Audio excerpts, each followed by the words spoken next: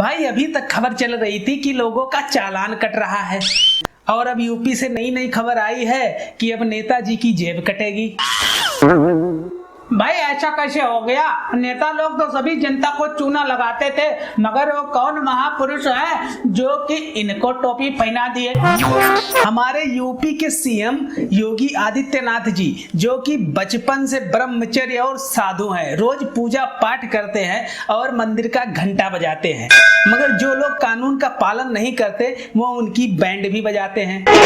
जो काम 30 सालों से नहीं हुआ था वो हमारे योगी जी सिर्फ कुछ ही दिनों में कर डाले। हर साल हमारे राज्य सरकार के खजाने से करोड़ों रुपए मंत्री जी का टैक्स भरने में चला जाता था, जो कि आम जनता का पैसा होता था। और नाम किसका होता था? मंत्री जी का, कि मंत्री जी इनकम टैक्स भर रहे हैं। मगर अब ऐसा नहीं होगा। अब मंत्री जी खुद अपना इनकम टैक्स अपनी सैलरी में से कटवा कर अपनी जेब से भरेंगे। आम जनता की पैसों का उपयोग नहीं करेंगे, ना ही सरकारी खजाने का उपयोग करेंगे इनकम टैक्स भरने के लिए। ये कानून 1981 में बनाया गया था कि जो नेता मंत्री होते हैं उनका ताल्लुक बहुत ही गरीब खानदान से होता है, इसलिए उनके पास पैसे बहुत कम होते हैं, वो अपना इनकम टैक्स नहीं भर पाएंगे। इसलिए ये काम राज्य सरकार के खजाने को सौंपा गया था कि सरकारी खजाने से उनका इनकम टैक्स भरा जाएगा। अब आप लोगों को बताने की तो जरूरत है नहीं कि नेता मंत्री लोग कितने गरीब होते हैं। महंगी महंगी गाड़ियों में कौन चलता है? हमारे नेताजी।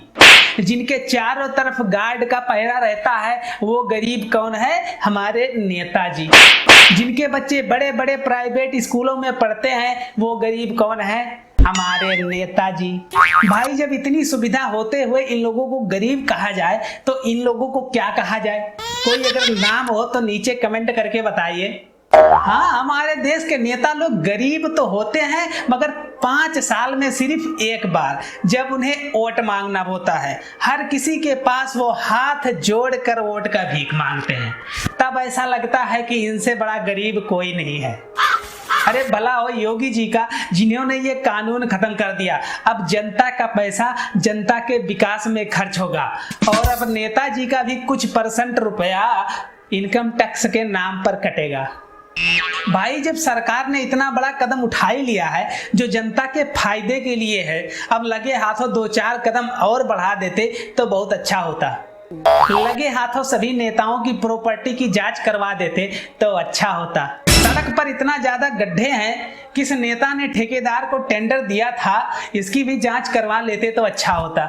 वोट मांगने वाले दर दर भटकने वाले नेता जब जीत जाते हैं तो अपने इलाके की समस्या सुनने का टाइम नहीं होता है। ऐसी नेताओं की जांच करवा देते तो अच्छा होता। अगर हमारे देश के नेता और मंत्री सही ढंग से काम करने लगे तो हमारे देश का विकास चौगुनी रफ्तार से दौड़ने लगेगा। वीडियो अगर पसंद आया है तो लाइक शेयर करना मत भूलना, और हाँ, सब्सक्राइब करके घंटा और घंटी जो भी है उसको दबा देना। अगर नहीं दबाए तो रात में चुड़ैल तुम्हारा गला दबाएगी। जय हिंद।